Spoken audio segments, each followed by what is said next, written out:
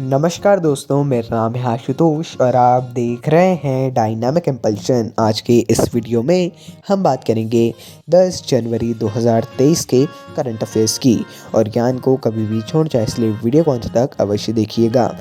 तो चलिए आज के इस वीडियो को शुरू करते हैं हम सबसे पहली जानकारी के साथ। सबसे पहली जानकारी, पश्चिम बंगाल और बिहार के पूर्व राज्यपाल केशरी नाथ त्रिपाठी जी का निधन हाल ही में हुआ है।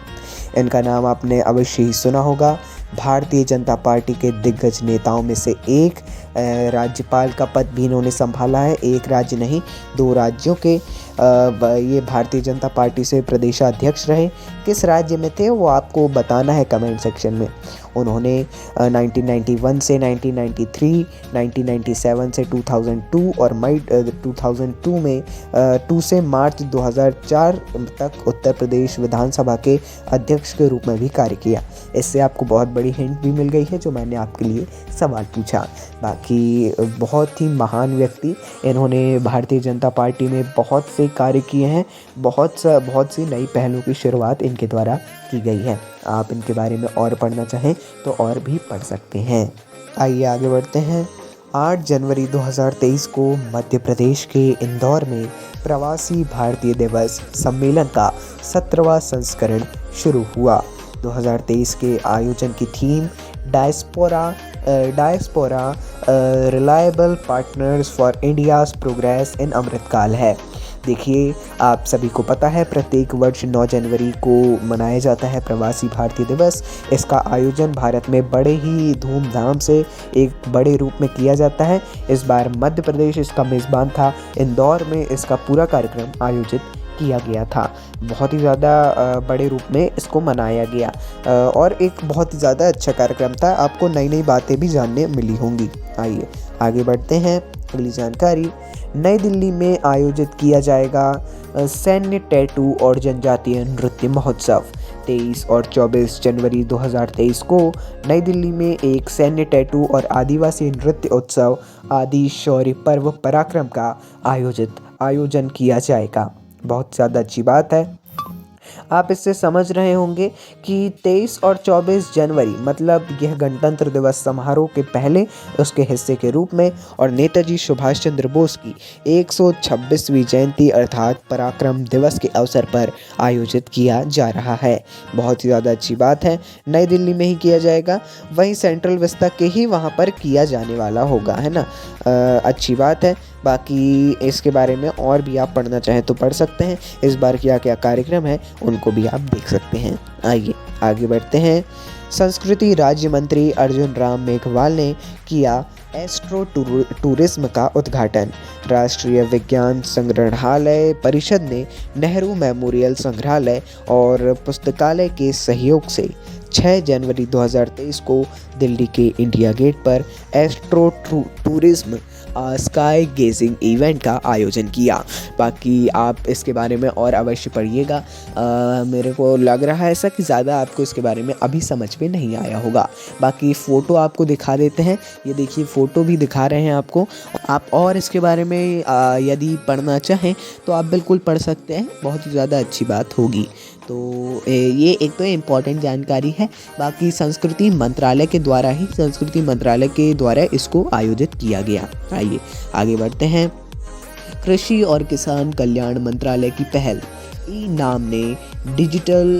नाम ही बोलते हैं इसको, डिजिटल इंडिया अवार्ड्स 2022 में नागरिकों के डिजिटल सशक्तिकरण श्रेणी में प्लैटिनम पुरस्कार जीता है ना। प्लैटिनम पुरस्कार इन्होंने जीता है। बाकी डिजिटल इंडिया अवार्ड्स 2022 हमारी महामहिम राष्ट्रपति श्रीमती द्रौपदी मुर्मू जी के द्वारा ही प्रदान किए गए थे। हमने उसकी जानकारी भी आपको दी थी। बाकी ऐसा आपको लिस्ट पूरी मिल जाएगी। आप उस पूरी लिस्ट को अवश्य पढ़ लीजिएगा, वो बहुत ही ज़्यादा इम्पॉर्टेंट है। हर अवार्ड जितने भी राष्ट्रपति जी के द्वारा दिए जाते हैं वो तो इम्पॉर्टेंट होते ही हैं। उनकी लिस्ट और कुछ नाम आपको टॉप 5 याद रखना होंगे, है ना। चलिए, बाकी पद्मश्री पद्म विभूषण वगैरह भी आगे बढ़ते हैं। यूथ फेस्टिवल में केरल यूनिवर्सिटी ने जीती है ओवरऑल चैंपियनशिप। केरल विश्वविद्यालय ने तिरुपति में 36वें inter university south zone youth festival में ओवरऑल चैंपियनशिप जीती है और इसमें महात्मा गांधी विश्वविद्यालय उप विजेता यानी कि इन्होंने दूसरे स्थान पर रहे हैं। प्रथम स्थान है केरल यूनिवर्सिटी और द्वितीय स्थान है महात्मा गांधी विश्वविद्यालय का। अच्छी बात है। बाकी आप इसके बारे में पढ़ सकते हैं 36वें inter university south zone youth festival और पढ़ लीजिएगा। अलग अलग ऐसे यूनिवर्सिटीज़ के बीच में होते रहते हैं कार्यक्रम, है ना। चलिए आइए आगे बढ़ते हैं। नरेंद्र सिंह तोमर जी ने किया पूर्वोत्तर कृषि कुंभ 2023 का उद्घाटन। केंद्रीय कृषि मंत्री नरेंद्र सिंह तोमर जी के द्वारा पूर्वोत्तर है तो ऑब्वियसली पूर्वोत्तर का राज्य है मेघालय। इसके उमियान में 3 दिवसीय पूर्वोत्तर कृषि कुंभ 2023 का उद्घाटन किया गया है। ये 3 दिवसीय पूर्वोत्तर कृषि कुंभ 2023 इसका आयोजन 5 से 7 जनवरी को किया गया था। बहुत ही ज़्यादा अच्छी बात है। बाकी ये इम्पोर्टेंट क्वेश्चन भी है इसके बारे में और बाकी इतना पर्याप्त होगा, लेकिन थोड़ा और पढ़ लें तो और अच्छा होगा पूर्वोत्तर में कृषि के बारे में। आगे बढ़ते हैं।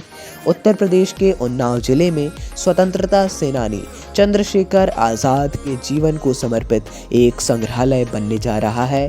केवल ये इन्हीं के जीवन को समर्पित रहने वाला है और बहुत ही एक बड़े लेवल पे ये बनने वाला है।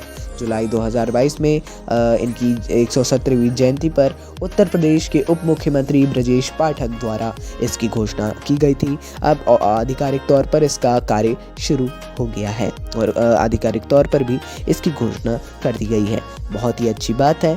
मैं हर ज़िले में उसके जो स्वतंत्रता सेनानी हैं, छोटे बड़े कैसे भी हो, स्वतंत्रता सेनानी हमेशा कोई छोटा बड़ा नहीं होता, वो हमेशा ही एक ही उसमें रहते हैं। इसीलिए उनके ज़िले के जो स्वतंत्रता सेनानी है, जैसे उन्नाव के चंद्रशेखर आज़ाद जी हैं, वैसा ही होना चाहिए।